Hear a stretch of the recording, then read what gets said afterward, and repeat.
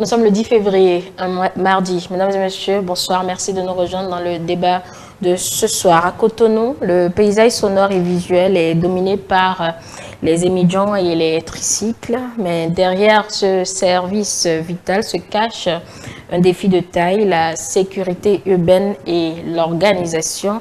Par un communiqué officiel, la mairie de Cotonou lance une vaste opération de recensement, plus qu'une simple liste de noms. C'est une initiative de reprise en main de secteurs souvent jugés anarchiques malgré la numérotation des gilets jaunes. Alors, simple formalité administrative ou véritable révolution du transport urbain? Nous ouvrons le débat avec deux invités ce soir. Kazmi Pedjo, vous êtes journaliste, bonsoir. Bonsoir Gilles, bonsoir chers téléspectateurs de ETL. Espérance Wessou, vous êtes un expert des énergies renouvelables, mais également observateur de la gestion de la cité. Bonsoir, merci d'être là. Bonsoir Gilles, bonsoir chers téléspectateurs. Parfait. Nous aurons un second sujet, la nomination des membres de la commission de la toponymie. Vous le savez, le 5 décembre 2025, le 3 décembre 2025, le décret tombait. Le Bénin allait enfin se doter d'une commission chargée de la toponymie et de la mémoire nationale. Aujourd'hui, eh bien, le projet entre dans sa phase active avec la nomination des membres de cette commission sous l'égide de figures comme Pascal Irénée Koupeki. Cette équipe a désormais la tâche de rebaptiser nos lieux et de réécrire notre géographie, mais jusqu'où peut aller cette équipe? Vos analyses, chers invités, sont attendues sur cette mission assignée à cette équipe. Mais démarrons déjà par ou avec le premier sujet, un projet de réorganisation des usagers opérant dans le transport urbain à Cotonou à travers le recensement des conducteurs de taxi, moto et de tricycles qui vise la modernisation et la sécurité du système de transport urbain. Kazmi Pedjo, chers confrères, quelle réflexion cette initiative vous inspire-t-elle? Cette initiative du maire donc, de Cotonou, pas le maire, la mairie, à travers donc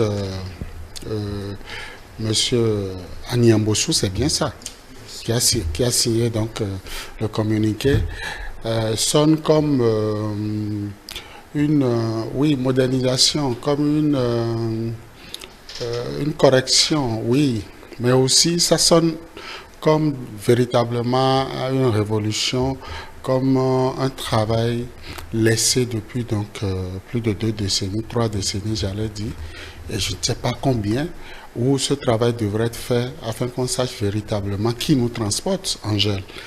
Vous, ici sur ce plateau, les téléspectateurs avec à la maison et même ceux qui ne nous écoutent pas, je voudrais poser cette question à tout ce monde-là, je voudrais poser cette question. Savez-vous exactement qui sont ceux qui nous transportent tous les matins sur ces motos-là? Savez-vous d'où ils viennent? Est-ce que vous savez qui ils sont? Ce qu'ils ont l'intention de faire de vous? On ne sait jamais ça. Parfois, c'est des colis que nous perdons, mais parfois aussi, c'est des personnes qui s'en vont et qui ne reviennent pas. Et donc, véritablement, c'est un foutou, c'est un véritable désordre par ici. C'est un peu ce que la numérotation cherchait à corriger quand cette initiative des Gilets jaunes est entrée dans sa phase active et on faisait obligation à tous ces transporteurs-là de justement aborder ces Gilets jaunes. Et ça n'a pas marché, enfin, ça a fait flop. Et maintenant, j'ose croire que l'autorité communale, municipale va donc prendre toutes les dispositions nécessaires pour pouvoir donc réussir cette opération. En tout cas, il est de bon ton, il est grand temps qu'on sache véritablement, surtout pour Cotonou, qui sont ces messieurs-là qui, je ne dirais pas, qui polluent donc la ville, mais qui sont ces messieurs-là qui badigeonnent chaque matin la ville donc de cette couleur jaune et qui vont, qui viennent, qui sont dans les rues, qui sont dans les ruelles, dans les maisons et parfois qui sont la nuit au niveau donc des places publiques et qui n'ont même pas un abri, qui n'ont pas là où ils vont dormir. C'est des pères de famille. Parfois, c'est des gens qui viennent de plus de 150 km. Je sais de quoi je parle. Des gens qui boycottent, abomés et parfois même corvés Pourquoi pas Dassa est venu faire donc Zémidia ici à Cotonou. Il faut véritablement que la mairie de Cotonou puisse savoir véritablement qui sont ces messieurs-là pour que des dispositions soient prises non seulement pour leur propre sécurité à eux Zémidia, mais également sécuriser nous autres usagers qui n'avons pas les moyens donc de s'acheter une moto ou une voiture donc, et qui empruntons donc ce transport-là, qu'on puisse donc nous sécuriser pour que véritablement on puisse avoir une idée sur ces messieurs-là. Oui, justement, quand on parle de gilet jaune aujourd'hui, beaucoup abordent un gilet vert sans numéro également. Hein, ça devient un opérateur GSM qui est venu donc apporter du grain de sel en donc confectionnant donc des maillots à couleur, je ne sais pas, orange ou quoi, je ne sais, et qui donc est en train de remplacer progressivement. Vous voyez, il faut qu'à un moment donné, que l'organisation vienne et que l'appareil cesse dans ce pays. Espérance Ouesso, pour vous, quel problème factuel cette initiative peut-elle régler? La bonne et la grande question qui m'amène plutôt sur plusieurs questions, parce que je me dis, est-ce que c'est l'élégance qui manque ou c'est la communication qui manque ou on a choisi volontairement de cacher le vrai projet, parce que si ce n'est que simplement le recensement, je ne sais pas ce que ça viendra corriger. On a vu, oui, c'est là où parfois il faudrait que les autorités fassent attention. Il faudrait que le truc soit inscrit dans un projet que vous présentez aux acteurs, que la cible sache de quoi il s'agit in fine. Et on sait que ça a plusieurs... oui, quand moi je prends un recensement pour modernisation, un recensement ne peut pas apporter une modernisation dans une filière telle que... Modernisation et sécurisation. Modernisation, sécurisation. Quand vous entendez ces deux mots, ça vous renvoie à beaucoup de choses quand même. Beaucoup de choses qui sont sans réponse. Parce que je ne les vois pas dans un cadre de projet qui in fine, le Zémidiaman d'aujourd'hui saura qu'à la fin, voilà ce qu'on veut faire. Imaginons que tous les Zémidiamans de Cotonou aujourd'hui se fassent recenser correctement. Quelle est la suite? Aujourd'hui, moi, certainement qu'ils seront à date ou à temps. Ils seront? Je demande, ils le seront après? Comment ça va évoluer? Dommage, non, on ne peut pas mener un projet comme ça. Déjà là, ça veut dire que vous-même, vous créez des handicaps à votre projet. Le projet devait être clair, les objectifs, les indicateurs, tout sur... Et atteindre le résultat doit être connu. Ça manque de précision. Ça manque suffisamment de précision. Et moi, je pense, j'ose croire qu'au niveau de la mairie de Cotonou, c'est un véritable projet qui est sous-jacent. Et l'idéal, pour que l'opération de recensement puisse même déjà réussir, il faudrait qu'on communique suffisamment sur ce projet, tout au moins avec les acteurs. Moi, je dis tout au moins avec les acteurs, afin qu'il y ait l'adhésion de ces acteurs pour ce recensement. Si vous n'avez pas l'adhésion des acteurs, c'est de bon gré. Si le gars ne sait pas in fine ce que ça va devenir, ce recensement qu'on veut opérer, ne lui dites pas qu'il a l'obligation d'aller le faire. Il s'est dit, il va même choisir volontairement, vous savez, parce qu'il y a aujourd'hui un problème. Il y a Calavi qui est juste à côté, qui est confondu à Cotonou. Ils sont en train d'utiliser autre maillot. Le gars, si vous l'embêtez trop ici, il est libre d'aller porter le maillot de Calavi, qui est totalement différent du maillot de Cotonou. Et dans ce foutu... Calavi s'y construit jusqu'où? C'est ça la grosse question, les gars. Moi, ma précédente question, c'est quel problème, selon vous, cette initiative peut régler? C'est vrai que vous avez beaucoup d'autres interrogations. Oui, je pense plutôt que l'idéal serait d'avoir carrément un projet de la mobilité urbaine véritablement organisé qui soit installé à Cotonou. Parce qu'il est grand temps, c'est notre vitrine. C'est notre vitrine, il est grand temps véritablement d'organiser ce secteur. Pour moi, ce n'est même pas simplement les émidiens et les motos touristiques. Il faut aller vers les Tokpa.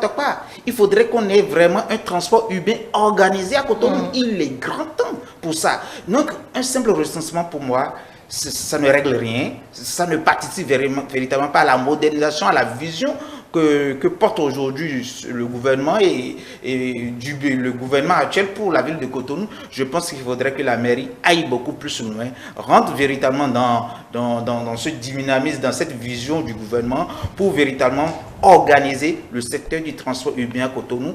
Moi, je ne dis pas. Il ne faudrait pas qu'on ait peur de dire aujourd'hui ou dans 2 ans ou dans 3 ans qu'on va supprimer le Zémidia à Cotonou.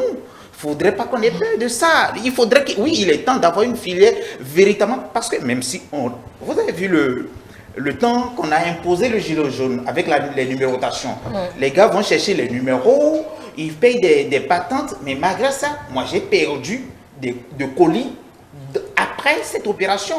Bien que j'ai le numéro et je suis allé au niveau des services compétents, je n'ai pas pu tracer l'élément.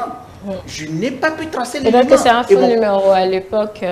Bon, pourtant les gars paient patente, ils paient ci, ils paient droite à ci, ils paient certaines choses au niveau des structures de la mairie, nous dit-on chaque fois, mais vous avez perte d'un colis, vous avez, parce que moi je suis du genre, je flash rapidement le numéro, peut-être sans que tu ne le saches, ou bien je te le dis ouvertement, mais ça ne t'empêche pas, ça ne te garantit pas d'avoir un résultat, de pouvoir identifier le gars à la fin. Donc même si on me dit que si on fait ce recensement, c'est pour les identifier, moi je dis alors, ce qu'on faisait, et on lève, les gars payaient les droits taxés, ça servait à quoi? C'était pas un recensement, c'est sans base de données. Et moi, j'ai beaucoup d'interrogations et je pense qu'aujourd'hui, nous ne sommes plus à l'heure de recenser les émigrants à Cotonou. Nous sommes à l'heure de modernisation véritablement du transport urbain à Cotonou. Il faudrait que la commune réfléchisse. Il y avait eu un petit projet qui a fait flop, le projet de, je crois, comment ils appellent ça, avec des bus Ben Africa ou bien un truc comme ça, un temps, qui n'avait pas prospéré. Je pense qu'il faudrait qu'on s'asseye véritablement au niveau de la mairie de Cotonou. S'il faudrait qu'ils sollicitent l'appui du ministère du cadre de vie ou bien du transport pour véritablement organiser cette histoire, il faut que ça soit véritablement fait afin qu'on puisse mieux vivre, être véritablement en sécurité à Cotonou avec ces acteurs. Vous posez beaucoup de préoccupations, enfin, vous mettez beaucoup de préoccupations sur la table. On n'est plus à l'heure de recensement, disiez-vous, mais pourtant, dans la filière, chaque jour, il y a un nouveau qui vient dans le secteur, qui ne fait pas forcément les formalités. Donc, est-ce que cela ne participe pas justement à l'initiative de chercher à actualiser la base de données, tout en cherchant aussi à voir clair dans la manière dont il faut sécuriser le transport urbain à Casamance-Pidjon? Et c'est justement le travail scientifique que la mairie de Cotonou veut faire. Je ne suis pas le porte-parole sur votre plateau, mais qui me plaise de dire qu'en tant que journaliste spécialiste des questions économiques, on ne peut pas venir dans une maison demander à un père de famille combien de membres vivent sous ton toit qui sont incapables de le dire. On ne peut pas demander à un délégué l'effectif donc de son quartier qui soit incapable de le dire. Ce n'est pas une bonne chose. On doit pouvoir donc recenser à un moment donné les ouvriers dans un espace donné. On doit pouvoir savoir à Cotonou quels sont les métiers que nous avons. Et parmi ces métiers, quels sont les métiers qui drainent plus de monde? La main d'œuvre. On doit pouvoir le savoir sans aucun projet. Partons du principe que nous devons nous connaître dans le pays, qu'on doit savoir à Cotonou combien de personnes vivent, combien de personnes travaillent et quels sont les métiers que les Béninois affectionnent, quels sont les métiers qui sont venus donc renforcer donc ce que je peux appeler donc la capacité du Béninois à travailler. Aujourd'hui, le Zémidien fait partie donc de ces métiers, je dirais de soudure, métiers qui nous permettent donc véritablement de dire nous n'avons pas 11% donc de population au chômage, mais nous avons plutôt 2,7% ou 7,2%, je ne me rappelle plus trop. Je crois que ça doit être du 2,7% en termes donc de chômage au Bénin. C'est grâce donc à ces messieurs qui travaillent jour et nuit pour donc apporter une plus-value, enfin, un peu donc de réconfort aux ménages. Donc on doit pouvoir les recenser et savoir exactement qui ils sont, combien ils sont et où est-ce qu'ils dorment, qu'est-ce qu'ils mangent. On doit pouvoir le savoir. Sans aucun projet au départ, c'est une activité régalienne de la mairie donc de Cotonou. À défaut d'avoir donc un recensement national des émigrants du Bénin, que chaque mairie commence déjà par faire ce job. Moi, je trouve que c'est un bon début. C'est un bon début pour donc la communauté scientifique. Je veux parler des universités, de nos universités, pour savoir quelle est la masse laborieuse aujourd'hui que nous avons dans un grand centre comme Cotonou, qui est donc la capitale économique. Quelle est donc cette masse laborieuse qui donne donc à cette activité? On doit pouvoir le savoir. Et quitte à ce que chacun vienne donc chercher ses résultats et aller en faire ce qu'il veut, c'est-à-dire moderniser comme cela se doit, apporter donc une plus-value à ces émigrants, offrir des services tels que les services donc d'habitation, des services de restauration, des services sanitaires, ça relève peut-être d'autres structures. Mais en tant que mairie, la mairie se doit de nous fournir une base de données bien renseignée sur les émigrants, sur les activités, les grandes activités que nous avons dans la ville de Cotonou.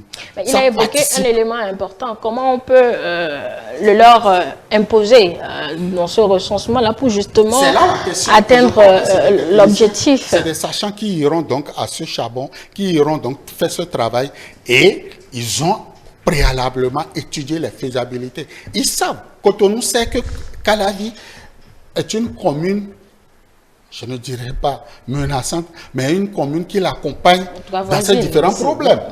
Cotonou ne peut plus aujourd'hui recevoir en termes donc de couchettes toute sa population. Et c'est Calavi qui l'aide donc à offrir donc ce service-là aux populations. Cotonou sait que Semenpodi est une commune qui l'accompagne, que Porto-Novo c'est une commune qui l'accompagne. Je ne veux pas être négatif. Et donc, Cotonou sait qu'en voulant donc compter ses immédiats propres à lui, il serait obligé parfois de faire... avec les autres. Pourquoi pas? Et donc, la mesure a commencé peut-être à Cotonou. Ça, nous sommes ici parce que nous avons un document qui a commencé. Mais peut-être que la mairie donc, de Calavi aussi peut demander aussi à recenser les siens qui font donc de taxi urbain. Il a dit, on peut peut-être l'élargir au Topa, c'est une possibilité. Mais rien ne dit dans le communiqué que on veut trouver un emploi aux émigrants, on veut donc leur trouver un bien-être. Non, on a dit, on veut vous recenser. Et tout État doit pouvoir connaître ses enfants. Vous savez, Angèle, je vais vous surprendre. Vous chutez là-dessus? Oui, je vais chuter dessus. Savez-vous que des Nigériens font des émigrants à Cotonou? Savez-vous que des Guinéens font des émigrants à Cotonou? Savez-vous que des Togolais font des émigrants à Cotonou? Des Nigériens font des émigrants à Cotonou? Mais ce que vous ne savez pas, c'est que la loi le leur interdit. Les émigrants ne doivent pas faire... Enfin, les étrangers ne doivent pas faire cette activité-là en République du Bénin. C'est des choses qu'il faut savoir pour pouvoir donc corriger un certain nombre de choses, véritablement. Peut-être que ces nationalités ne le savent pas. Donc je crois qu'un recensement, ce n'est pas forcément pour moderniser, ce n'est pas forcément pour apporter des services nouveaux, c'est déjà pour faire un travail scientifique. Et limitons-nous pour le moment à ce travail que la mairie de Cotonou veut faire. Et quitte à ce qu'avec le temps, quand des opportunités vont donc s'offrir à nous, on pourra aller chercher ces chiffres-là pour savoir exactement ce qu'il faut en faire. Là, on en est à un simple recensement. On va dire les ouvertures et les éventuels contenus, peut-être qu'au fur et à mesure seront communiqués. Mais si on arrive effectivement à Espérance Rossou à atteindre cet objectif, à constituer une base de données réelle, est-ce qu'on ne s'achemine pas alors? S'il y arrivait, est-ce qu'on ne va pas arriver à un moment donné à effectivement contrôler complètement ce secteur et atteindre un taux de sécurité quand même élevé, la sécurité zéro, je sais pas, mais en tout cas un taux de sécurité élevé, surtout pour ces aspects que vous venez d'évoquer, les pertes de colis, etc., pour justement avoir très vite gain de cause? Je ne serai pas négatif. Je pense que avoir la sécurité ou la sécurisation de ce secteur, je pense que ça dépendra véritablement de l'effort qu'aura fourni ces acteurs eux-mêmes. Parce que je n'ai pas envie de me répéter, mais vous savez, quand l'affaire de Gilets jaunes avait commencé, les gars étaient vraiment recensés avec un numéro. Mais très vite, on s'est rendu compte que la plupart de ces numéros n'ont rien à voir avec l'individu qui porte. Vous ne pouvez pas associer ce numéro à un acteur fils. Et quand vous allez vers le bureau, c'est-à-dire quand vous allez par exemple à la mairie vous donne l'identité de la personne qui a ce numéro et que, arrivé au niveau de leur bureau, vous puissiez maintenant identifier de façon physique maintenant la personne.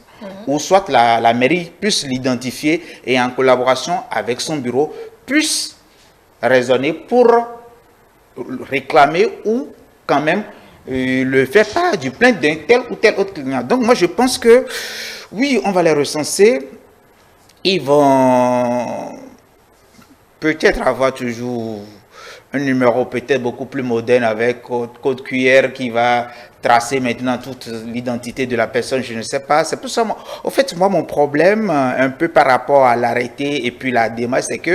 C'est un communiqué par rapport au communiqué, on nous a parlé juste du recensement pour modernisation et la sécurisation qui débute du 3 jusqu'à la fin de l'année. C'est le format et puis... au moins les deux éléments justificatifs avancés qui me posent moi légèrement problème. C'est là où je dis, est-ce que le recensement véritablement pourrait nous conduire à atteindre ces deux résultats? C'est une interrogation qui reste à mon niveau. Sinon, le faire, c'est idéal. Mais le faire sans avoir une filière organisée, soutenue.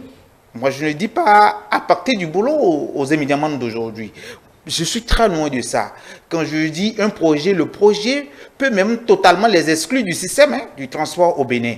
Comme le projet, ça peut être un projet du transport urbain qui va se reposer exclusivement sur ces acteurs qui maîtrisent déjà le sujet aujourd'hui. Parce que pas qui veut maîtrise les ruelles de Cotonou. Et ça, il faut le reconnaître. C'est des gens, quand vous voulez à tel endroit, vous indiquez très bien. Vous pouvez être les yeux fermés et ils vont vous amener. Sauf que c'est des cas rares qui sont des nouveaux parvenus dans le secteur. Donc, je pense que pour moi, ce n'est pas qu'on veut, on doit aller trouver un autre boulot ou quelque chose comme porte de sortie ou projet ou activité à faire. Non. Pour moi, c'est toujours l'organisation du transport urbain même qui pose un problème pour moi aujourd'hui. Parce que chaque jour, quand vous quittez la maison, vous êtes face à ce défi.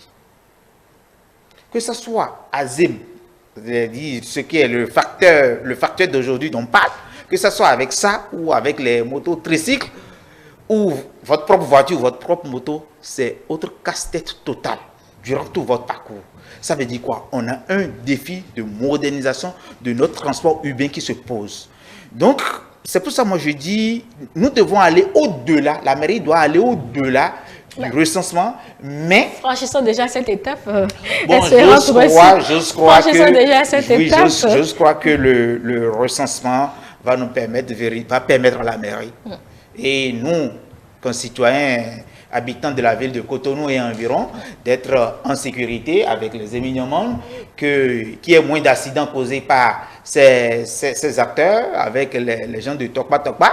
C'est pour ça que moi je sollicite même déjà la mairie que ces acteurs-là soient aussi impliqués, parce que c'est des gens, vous vous demandez parfois est-ce qu'ils ont un permis avant d'être au volant.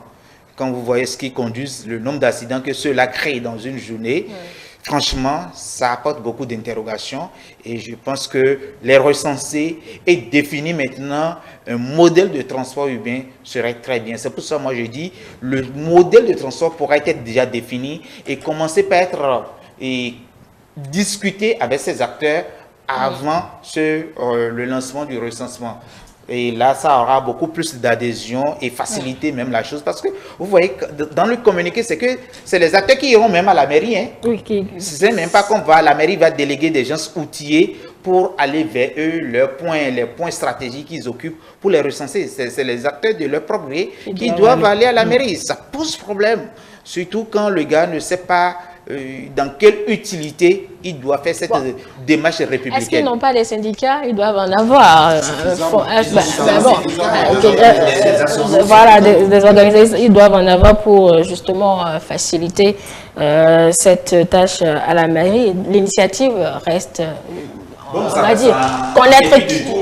Voilà. C'est une belle initiative, mais que moi je souhaiterais que ça soit couplé avec une vision claire sur le transport urbain à Cotonou. Ça, franchement, c'est ce que je souhaiterais. Parce qu'il est grand temps, avec tout ce qui a été fait à Cotonou comme modernisation, surtout dans le domaine du transport. Regardez combien de rues aujourd'hui sont totalement transformées. Moi, j'appelle ça transformation radicale de notre urbanisation aujourd'hui à Cotonou. En face de cela, il faudrait qu'il y ait un transport urbain très moderne. Bien organisé, d'accord. Bien organisé.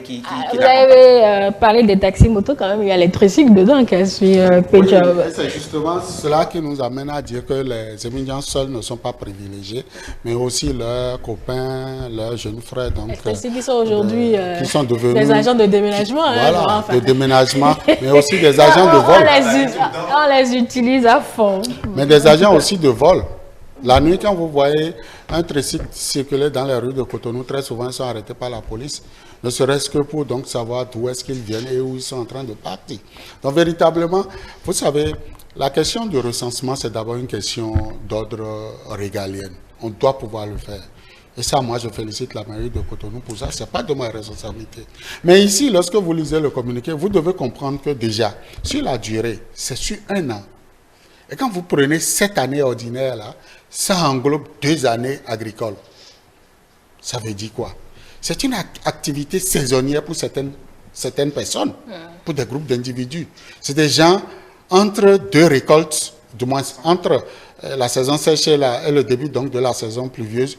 Ils viennent rapidement à Cotonou pour donc, se faire un peu de sous afin donc de retourner chez eux durant donc la saison agricole pour aller donc travailler la terre. Donc, ces messieurs, si vous recensez entre, certainement, moi je le dis comme ça, pas, je ne suis pas dans le secret des dieux, mais si vous recensez entre février et mars, certainement que ceux-là, vous ne les aurez pas. Il y a aussi d'autres activités qui font que des personnes se déplacent vers Cotonou pour rapidement donc, joindre les 2 bouts. Donc ici, ce n'est pas une activité statique. Et je l'ai dit tantôt, ceux qui ont donc pensé recenser ces messieurs-là, c'est qu'ils ont étudié ces paramètres-là. Donc, je veux faire constater que la durée donc, de cette opération s'inscrit aussi dans le respect donc, de ce métier-là, de ce corps de métier, dans ses fondamentaux. Il faut tenir compte de ça. Donc, ce n'est pas un recensement comme on pouvait le faire, comme on pouvait recenser donc, le nombre de personnes à Cotonou, le nombre de personnes à Parakou. Non, ce n'est pas du tout le cas ici. Au-delà de ça, vous allez voir que dans le communiqué, on a demandé qu'ils puissent se munir d'une pièce d'identité, notamment les pièces modernes. La modernisation commence déjà par là. Il y a aujourd'hui des individus qui sont dans cette activité qui n'ont pas la carte biométrique, qui n'ont pas une pièce d'identité, je laisse même la carte biométrique, qui n'ont pas une pièce d'identité à jour. Peut-être ils ont confectionné, mais ils ne savent même pas où est-ce que cette pièce-là est parce qu'ils ont égaré ça. Ils n'ont pas leur acte de naissance pour dire qu'ils iront faire donc cette carte. Donc, si tu dois aller te faire recenser, c'est que d'abord, préalablement, tu dois aller pouvoir donc te faire confectionner cette carte-là. Donc, vous voyez, c'est un ensemble donc d'idées pensées pour pouvoir donc permettre à ce jeune laborieux béninois qui n'a pas trouvé encore son gagne-pain, mais qui est en train donc de rafistoler, de jongler un temps soit peu dans la ville de Cotonou, de pouvoir donc se dire, moi-même je suis béninois parce que je porte en moi une carte d'identité. Si ce que j'ai dit tout à l'heure n'était pas vrai, c'est que pour recenser aujourd'hui ces émigrants, pour avoir la carte de presse biométrique, il faut être béninois. Donc c'est aussi simple que ça. On doit pouvoir savoir aujourd'hui combien donc de Nigériens, combien donc de Burkinabés, je ne sais pas quelle nationalité encore, mais je n'ai jamais vu de Français, je n'ai pas encore vu de Blancs faire des émigrants à Cotonou. C'est tellement que Angèle m'en donnera peut-être la preuve contraire, mais je n'ai pas encore vu de Blancs, ni de Chinois faire des émigrants. Mais je sais que nos frères africains viennent à Cotonou, ne serait-ce que pour donc faire donc, ce petit métier-là. Donc véritablement, moi je trouve que, hormis donc tout projet, on doit pouvoir le faire. Angèle, vous permettez. On a, la semaine dernière, il y a une semaine, le chef de l'État, le gouvernement tout entier, ses partenaires avec, ont lancé un document volumineux, la vision 2060 du Bénin. Mais on ne peut pas donc moderniser le secteur du transport si on ne sait déjà pas ce qui existait. On doit pouvoir aujourd'hui faire l'état des lieux. Si nous devons transformer ces acteurs-là en des acteurs beaucoup plus productifs demain, il faut déjà commencer par les identifier là où ils sont et là où ils dorment. Donc moi je pense que cette activité, en tout cas, c'est ma petite intuition qui me le dit, cette activité sera récupérée par l'État central pour en faire donc un véritable projet, un projet national pouvant permettre aujourd'hui d'identifier ces messieurs qui nous apportent un service à valeur. Je ne dirais pas ajouter un service quand même qui nous réconforte, parce que moi ici, Moi, Casimir, je ne peux pas emprunter les moyens que vous appelez modernes, quitter Cotonou pour Calavi et payer 5 000 francs. Moi, Casimir, je n'ai pas cet argent. Mais par contre, j'ai 800. On n'en est pas là. J'ai 800 pour aller de Cotonou On n'en est pas à là. Calavi. Laissons le recensement se faire, mais le défi restera une bonne communication afin que les différents acteurs puissent avoir l'information pour que l'objectif soit bien évidemment atteint. Allez, on va embrayer sur notre second sujet, celui de la nomination des membres de la commission de toponymie. Vous avez tous appris cette information, cette initiative du gouvernement de constituer une base de données documentée des toponymies, bien évidemment valorisant les figures et événements marquants du pays. Vous avez vu les profils circuler aujourd'hui. Déjà sur ces profils, Monsieur Ressou, peut-on dire que tout y est pour que cette mission qui vise à proposer une géographie de la mémoire et de la dignité puisse être complètement exercée? Oui, pour parler aujourd'hui de la mémoire du Bénin, je pense qu'on a vu, il y a des noms dedans qui quand même disent qu'il y a de la matière. Je pense que géographiquement, c'est bien réparti. Même si à la tête de ça, moi j'aurais beaucoup plus aimé, je dis bien sûr moi, un scientifique de l'histoire, un grand scientifique de l'histoire et non un économiste. Bon, est-ce qu'on a besoin d'être à la tête? Non. Vous savez, parfois, le profil parfois. Auquel vous faites allusion dedans. Non, oui, je ne disconnais pas. J'ai dit en termes de répartition, tout cela, et j'ai fini par parler de la tête que j'aurais. Que ça, c'est moi.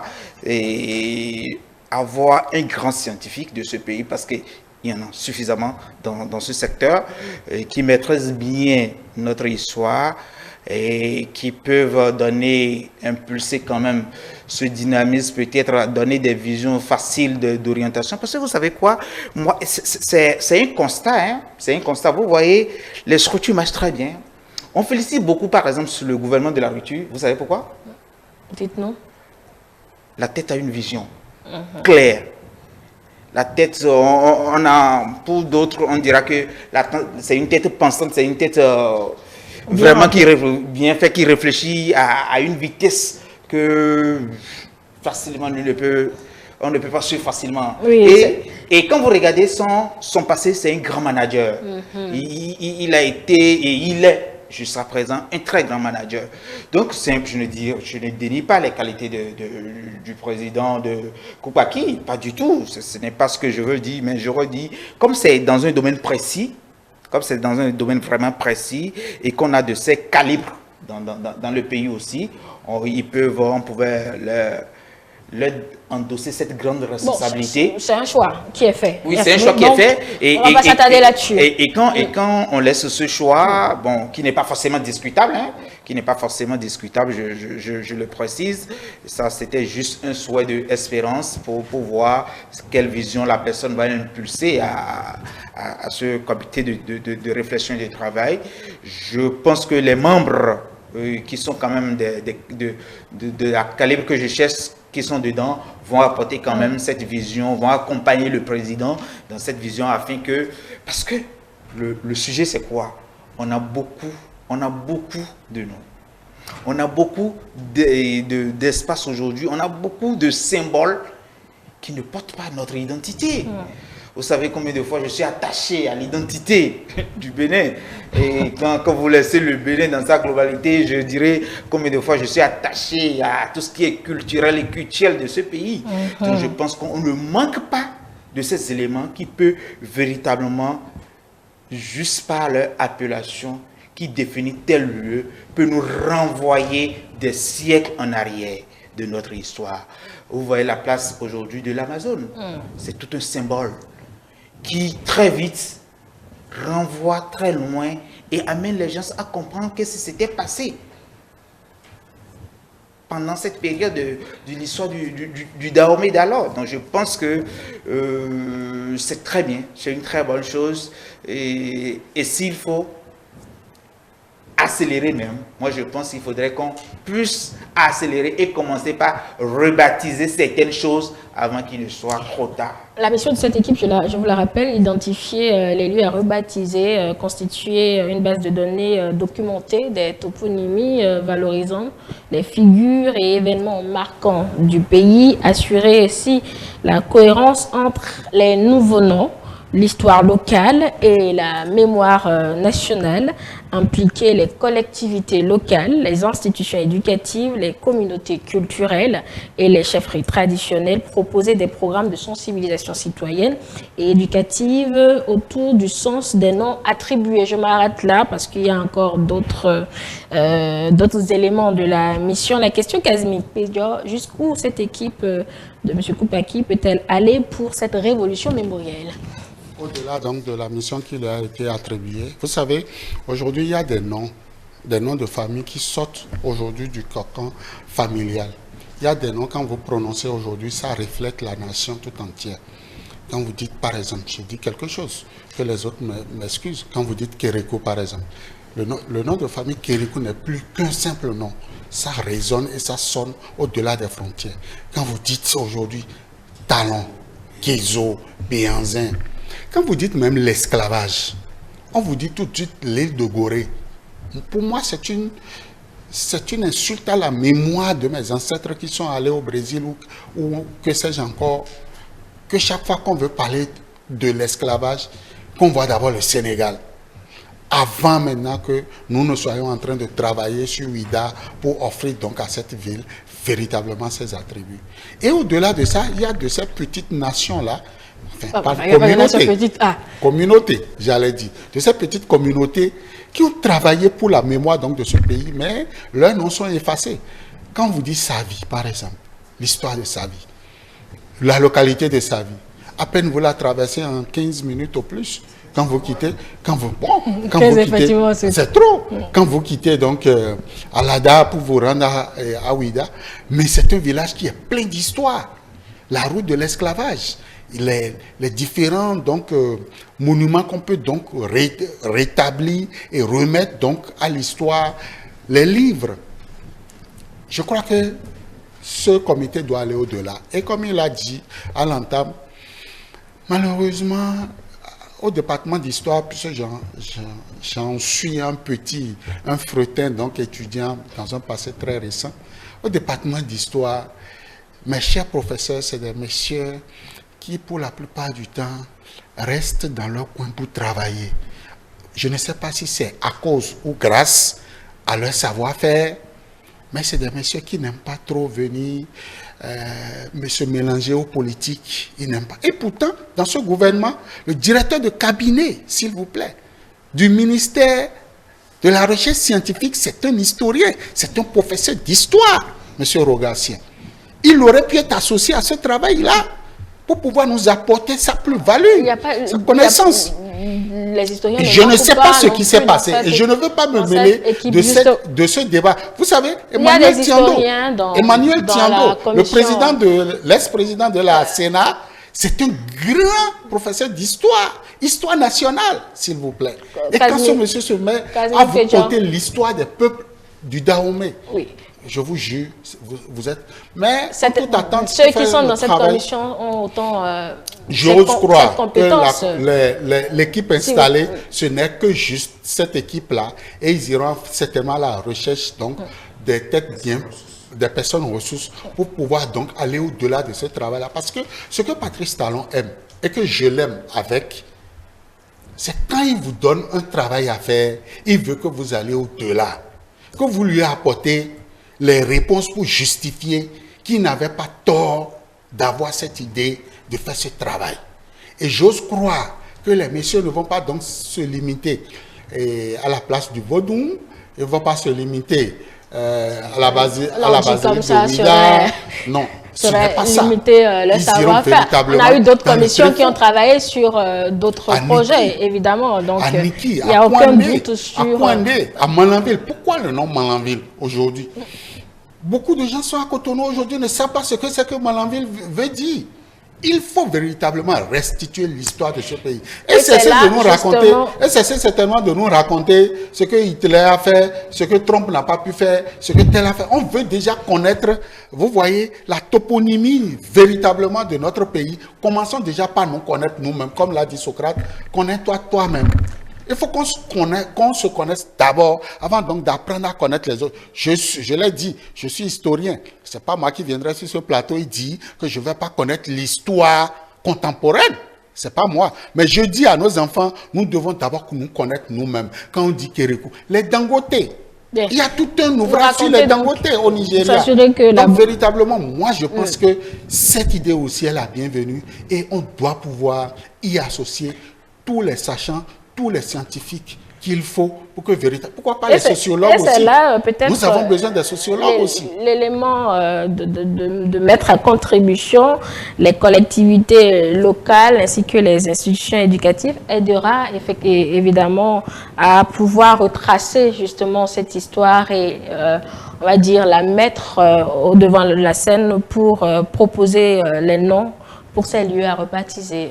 Expérience russe. Je suis totalement d'avis et je pense que il y a jamais, il faut, les gens ne vont pas travailler dans leurs quatre murs. Ça, je reste d'abord convaincu sur ça. Et pour, je l'ai commencé par là, mais c'est pas pour m'aider, c'est pas pour me contredire moi-même. Je suis certain que tout le monde ne peut pas faire partie d'une équipe. Il faut une équipe dirigeante. Et tout ce qu'on va souhaiter maintenant à cette équipe dirigeante, c'est d'avoir cette facilité de faire un travail participatif et inclusif. S'ils déroulent leur mission de cette façon, sur cette méthodologie, je pense qu'ils vont sortir quand même du waouh pour ce pays. Et c'est de ça qu'on a besoin. Donc, impliquer les acteurs locaux à divers niveaux, je pense que ce n'est que la seule solution pour atteindre véritablement un objectif grandiose, et un objectif vraiment grandiose pour tout ce qui est demandé, parce que à connaître un peu ce président, M. Patrice Talon, on se dit déjà que c'est parce qu'il a une vision plus grande. Il a une vision vraiment qui est au-delà même de la vision 2060. Il a sollicité ce travail. Donc, il ne peut pas solliciter ce travail pour qu'on travaille pour juste 2060 ou 2050, que sais-je encore, mais qu'on aille véritablement, comme l'a dit Kazmi, qu'on aille véritablement au-delà même des attentes du président. Parce qu'on a de la matière, véritablement de la matière, parce que combien de places Bayol ou Néline ou je ne sais quoi, on n'a pas dans ce pays, alors qu'on a les ghettos, les cabas et consorts qui sont dans ce pays, qui ont été des dignes fils dans ce pays, qui ont laissé toute une histoire pour ce pays. Donc je pense que nous avons de la matière et si véritablement un travail participatif est fait au niveau de cette commission, je pense qu'on aura quand même de très bels résultats. Bien, cette mise en place de l'équipe lance, on va dire, cette initiative. On reste attentif à la prise de fonction et également au travail qui sera fait, sanctionné évidemment d'un rapport. Si vous permettez, parce que je vous vois dans votre chute là. Vous êtes en train de vouloir chuter. Oui, vous êtes en train de vouloir chuter. Je voudrais attirer l'attention. D'ailleurs, c'est un érudit pour qui je voue un culte de respect, Irénée Koupaki. Je voue un culte de respect, Patrice Talon. C'est des messieurs, franchement, d'un certain niveau. Mais je voudrais quand même attirer l'attention de la commission sur un fait. N'allez pas nous envoyer des noms sur ChatGPT ou les IA que nous connaissons et les sortir, s'il vous plaît. Kazmi Kézan, je vous en prie. S'il vous plaît. Je vous en prie. Quand je vous parle, sachez que non, mais j'attire leur attention. Ne nous sortez pas.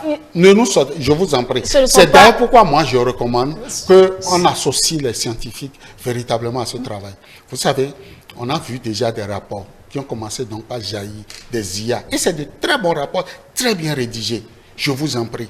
Faites ce travail afin que on puisse donner raison à Patrice Talon et à Pascal Irénée Koupaki de croire véritablement qu'ils ont lancé une mayonnaise qui va prendre d'ici 10 ans, d'ici 20 ans, pourquoi pas d'ici 5 ans. Donc, je vous en prie, les IA, je n'ai rien à reprocher. Sincèrement, je n'ai rien à reprocher.